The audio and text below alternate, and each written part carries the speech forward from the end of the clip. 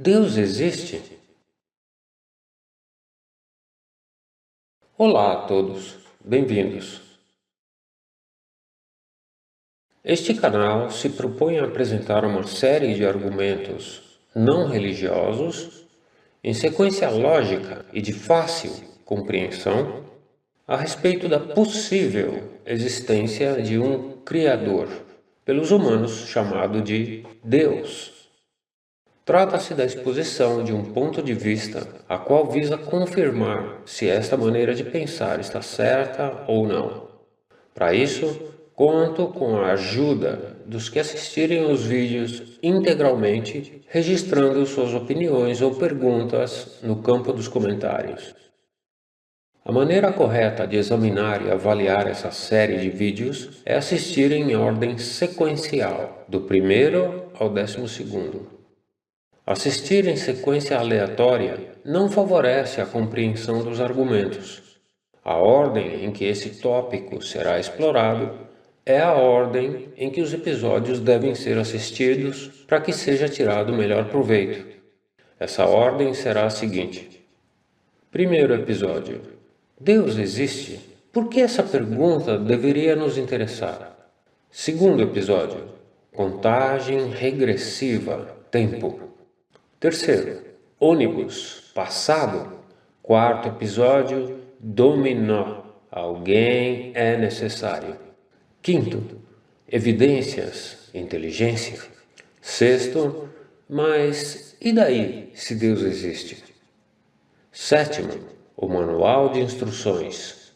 Oitavo, a Bíblia, a única que preenche todos os requisitos. Nono, quem é Deus? Décimo, o que Deus poderia querer de nós? 11º, existe religião verdadeira. Qual é ela? 12º e último episódio. Se Deus existe, como será o futuro? Para o proveito coletivo, eventuais dúvidas e perguntas serão comentadas em vídeos separados após o 12º episódio. De preferência, assista em tela cheia e usando fones de ouvido. Agradeço antecipadamente a todos e se alguém souber de algo melhor, espero que me conte. 10º episódio. O que Deus poderia querer de nós? Nos episódios anteriores, vimos a razão pela qual a existência de Deus deveria nos interessar. Analisamos argumentos que testificam a existência de um Criador poderoso e sábio. Vimos quais implicações esse fato, quer queira, quer não, tem em nossa vida. Vimos quais características e conteúdo se esperaria que um manual de instruções da parte dele devesse ter. Vimos que o único livro tido como sagrado que preenche com perfeição todos esses requisitos é a Bíblia. E no episódio anterior abordamos as características principais de Deus e esclarecemos algumas dúvidas a seu respeito. Neste antepenúltimo episódio, veremos o que, afinal, Deus quer de nós. Na verdade, Deus não espera muita coisa de nós. Em Miqueias, capítulo 6, versículo 8, diz: Ele o informou, ó homem, sobre o que é bom. E o que é que Jeová pede de você? Apenas que pratique a justiça, ame a lealdade e ande modestamente com o seu Deus. Nosso Criador quer ver nosso interesse em cultivar uma boa relação de amizade com Ele e com as pessoas. No livro de Lucas, capítulo 10, existe uma passagem que mostra o tipo de interesse que Deus espera de nós. O relato diz: Marta tinha uma irmã chamada Maria, que se sentou aos pés do Senhor e ficou escutando escutando o que ele dizia. Marta, por outro lado, estava distraída, cuidando de muitos afazeres. Assim, ela se aproximou dele e disse: Senhor, não se importa que minha irmã me deixou sozinha para cuidar dessas coisas? Diga a ela que venha me ajudar. Em resposta, o Senhor lhe disse: Marta, Marta, você está ansiosa e preocupada com muitas coisas, mas poucas coisas são necessárias, ou apenas uma. Maria, por sua vez, escolheu a boa porção, e essa não será tirada dela. A maioria das coisas que Deus espera de nós é que, para nossa proteção e benefício, não façamos certas coisas. Dentre elas estão as 4 principais armadilhas que o inimigo de Deus usa para se vingar dele, usando a nós, humanos, como objetos de vingança. Primeira armadilha: idolatria. Em Êxodo capítulo 20 diz: Não faça para você imagem esculpida, nem representação de algo que há nos céus em cima, ou na terra embaixo, ou nas águas abaixo da terra. Não se curve diante delas, nem as sirva, pois eu, Jeová seu Deus, sou um Deus que exige devoção exclusiva e traz punição pelo erro daqueles que me odeiam, mas que demonstra amor leal até pela 1000ª geração daqueles que me amam e guardam os meus mandamentos. Em 1 Coríntios capítulo 10, diz também a respeito da idolatria: Não, mas digo que o que as nações sacrificam, elas sacrificam a demônios e não a Deus.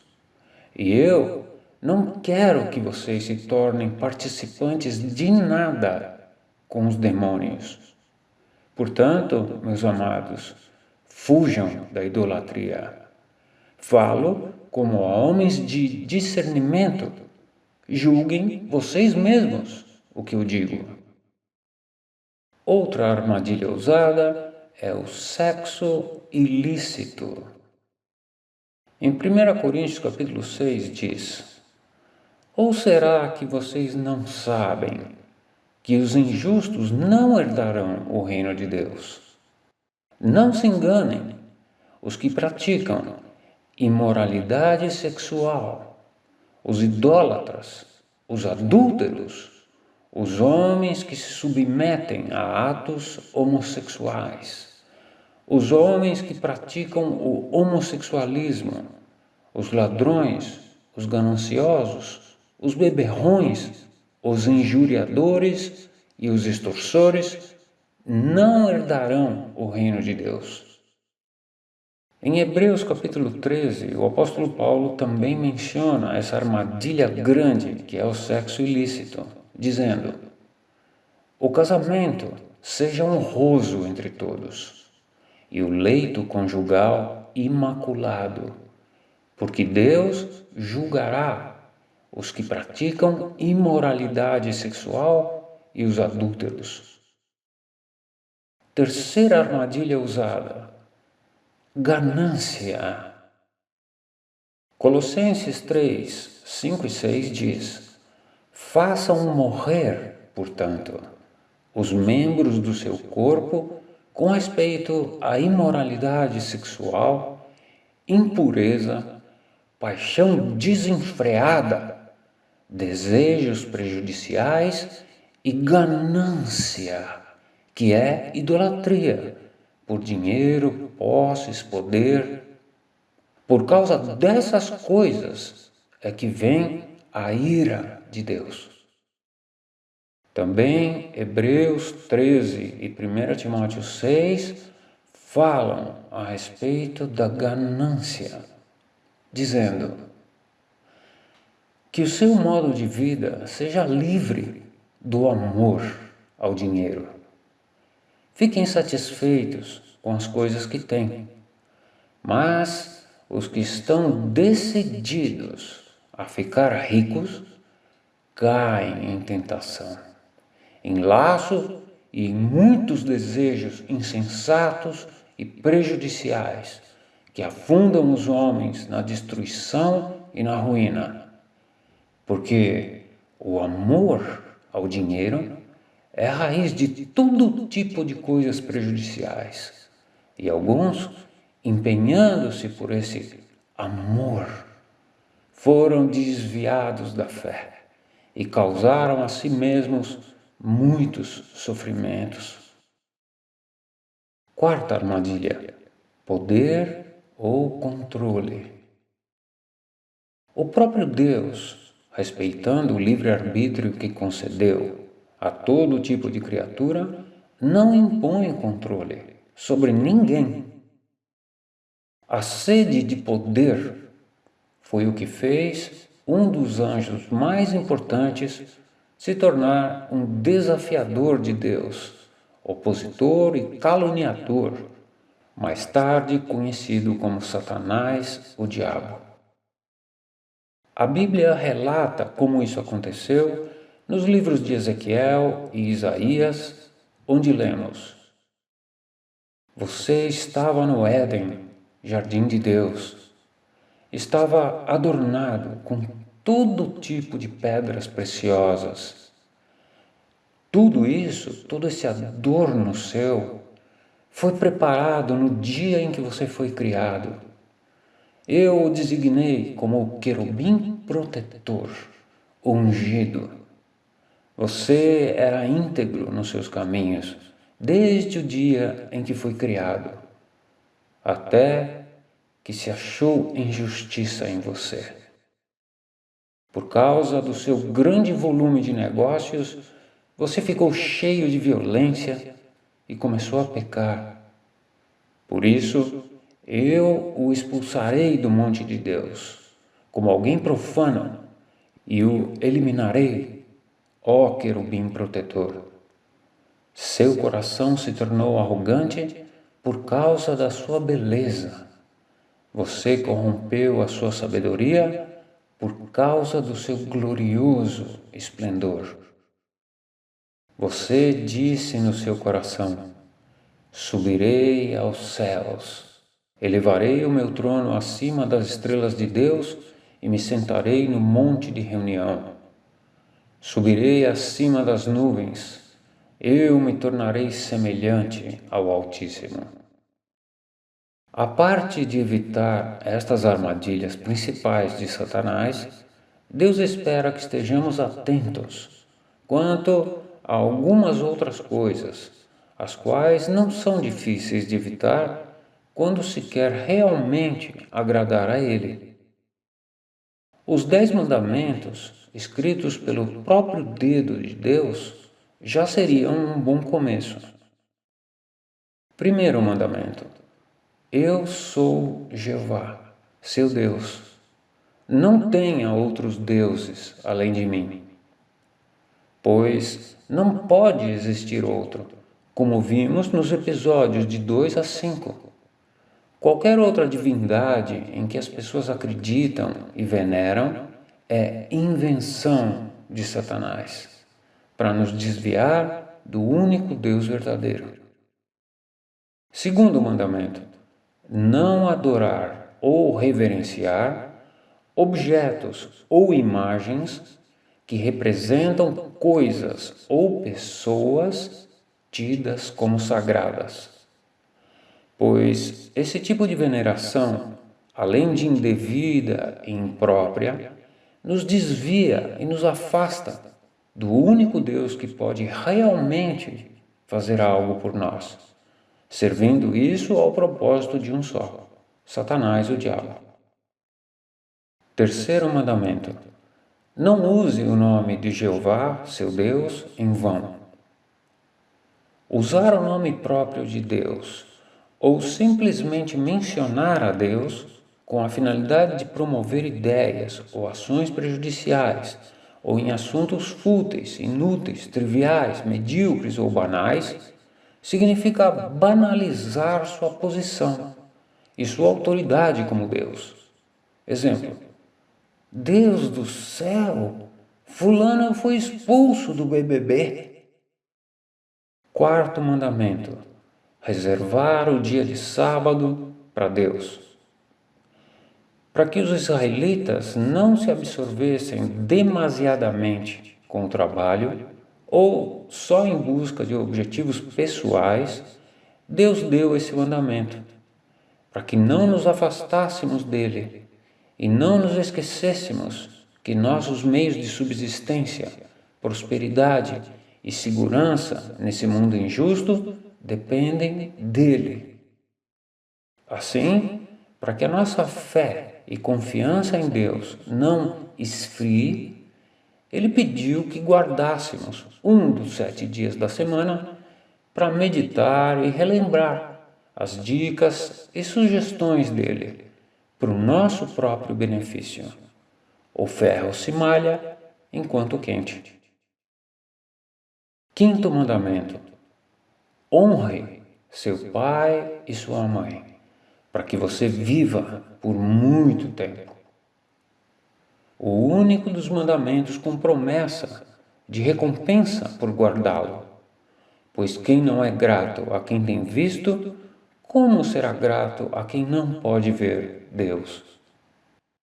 Honrar os pais, principalmente por meio da nossa conduta, valores, princípios e reputação.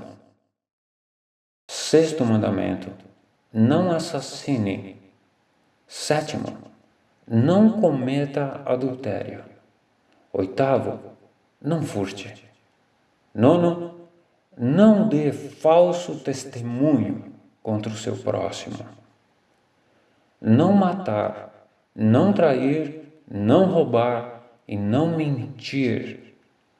Só não entende o que isso quer dizer quem tem prazer em pelo menos uma dessas injustiças.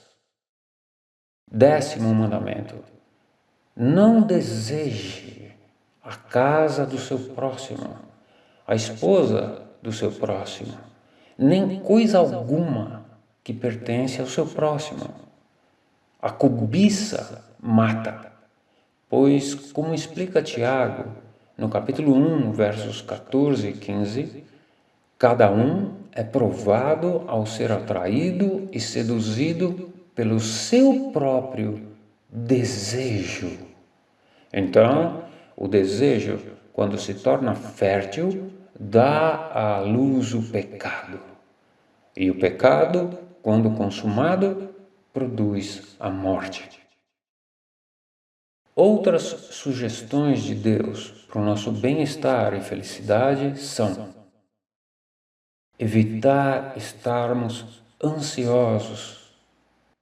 Jesus falou extensivamente sobre isso, conforme lemos em Mateus, capítulo 6. Por essa razão, eu lhes digo: parem de se preocupar tanto com a sua vida, quanto ao que comer ou quanto ao que beber, e com o seu corpo quanto ao que vestir. Não significa a vida mais do que o alimento e o corpo mais do que a roupa? Observem atentamente as aves do céu. Elas não semeiam, nem colhem, nem ajuntam em celeiros. Contudo, o Pai de vocês, que está nos céus, as alimenta. Será que vocês não valem mais do que elas? Quem de vocês, por estar ansioso, pode acrescentar um só minuto à duração da sua vida? Também, com respeito à roupa, por que estão ansiosos? Aprendam uma lição dos lírios do campo, de como eles crescem. Não trabalham nem fiam, mas eu lhes digo que nem mesmo Salomão, em toda a sua glória, se vestia como um deles. Então, Se Deus veste assim a vegetação do campo, que hoje existe e amanhã é lançada no forno, não vestirá Ele ainda mais a vocês, homens de pouca fé? Portanto, nunca fiquem ansiosos, dizendo: o que vamos comer? Ou o que vamos beber? Ou o que vamos vestir? Pois todas essas são as coisas pelas quais os que não acreditam se empenham ansiosamente. O seu Pai Celestial sabe que vocês necessitam de todas essas coisas.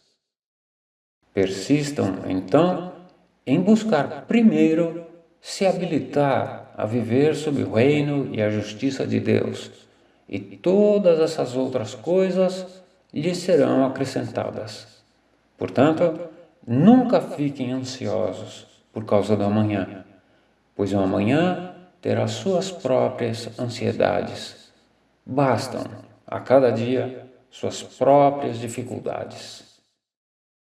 E em Filipenses, capítulo 4, versículos 6 e 7, o apóstolo Paulo destaca a importância de evitar a ansiosidade, dizendo: não fiquem ansiosos por causa de coisa alguma, mas em tudo, por orações e súplicas, junto com agradecimentos, tornem os seus pedidos conhecidos a Deus. E a paz de Deus, que está além de toda a compreensão, guardará o seu coração e a sua mente, por meio de Cristo Jesus. Salmo 37, 25 também diz que a excessiva ansiosidade é inútil, dizendo: fui jovem e agora sou velho, mas nunca vi um justo abandonado, nem os seus filhos procurando alimento. Outra coisa a ser evitada é o excesso de bebidas alcoólicas. Lucas 21:34 diz: mas prestem atenção a si mesmos, para que o seu coração nunca fique sobrecarregado com o excesso no comer e no beber, e com as ansiedades da vida, e de repente, aquele dia os apanha de surpresa. Também com relação ao excesso de consumo de bebidas alcoólicas, Romanos 13:13 diz: andemos decentemente, como em pleno dia, não em festanças descontroladas e bebedeiras, nem em relações sexuais imorais e conduta insolente, nem em brigas e ciúmes. Evitar também coisas que entristecem a Deus e as pessoas, como as citadas nos seguintes textos. As obras da carne são claramente vistas. Elas são imoralidade sexual, impureza, conduta insolente, idolatria, ocultismo, inimizades, brigas, ciúme, acessos de ira, discórdias, divisões, formação de seitas, inveja, embriaguez, festas descontroladas e coisas como essas. Estou advertindo vocês a respeito dessas coisas. Os que praticam tais coisas não herdarão o reino de Deus. Efésios 5:5 também diz: pois isto vocês sabem e reconhecem por si mesmos, que ninguém que pratica imoralidade sexual, nenhuma pessoa impura, nem gananciosa, que significa ser idólatra, tem herança alguma no reino do Cristo e de Deus. E Apocalipse 21:8 ainda completa: mas os covardes, os que não têm fé, os que são repugnantes na sua sujeira, os assassinos, os que praticam imoralidade sexual, os que praticam ocultismo, os idólatras e todos os mentirosos terão a sua parte no lago que queima com fogo e enxofre. Esse representa a segunda morte, da qual não há esperança de ressurreição no novo mundo prometido. A parte que se refere ao que devemos fazer para manter um bom relacionamento com o Criador foi bem resumida por Jesus conforme o registro nesse texto. Instrutor, qual é o maior mandamento da lei? Ele lhe disse: ame a Jeová, seu Deus, de todo o seu coração, de toda a sua alma e de toda a sua mente. Esse é o maior e primeiro mandamento. O segundo, semelhante a esse, é: ame seu próximo como a si mesmo. Desses dois mandamentos depende tudo que está escrito na Bíblia, a lei e os profetas. Fora essas coisas, devemos estar atentos para não adicionar tradições religiosas e culturais aos requisitos básicos de Deus. A religião predominante nos dias de Jesus fazia isso, sobrecarregando as pessoas de requisitos não bíblicos e desviando elas do que realmente é importante para Deus. Se dirigindo aos líderes religiosos daquela época, Jesus disse: Isaías profetizou apropriadamente a respeito de vocês, hipócritas, como está escrito, : Este povo me honra com os lábios, mas seu coração está muito longe de mim. É em vão que continuam a me adorar, pois ensinam as regras de homens como doutrinas. Vocês abandonam o mandamento de Deus e se apegam à tradição de homens. Apesar de tanto as atitudes certas quanto as moralmente erradas serem coisas que todos os humanos por si mesmos têm consciência, fica o incentivo simples de Deus. Antes que o decreto se cumpra, antes que o dia passe como a palha levada pelo vento, antes que a ira ardente de Jeová venha sobre vocês, antes que o dia da ira de Jeová venha sobre vocês, busquem a Jeová, todos vocês mansos da terra, que obedecem aos seus decretos justos. Busquem a justiça, busquem a humildade. Provavelmente, vocês serão escondidos no dia da ira de Jeová. No próximo episódio, veremos se existe uma religião que seja verdadeira aos olhos de Deus. E qual é ela?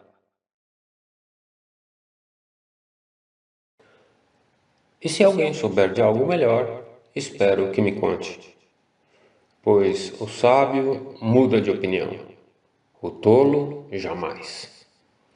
Até a próxima e até lá, fiquem todos bem.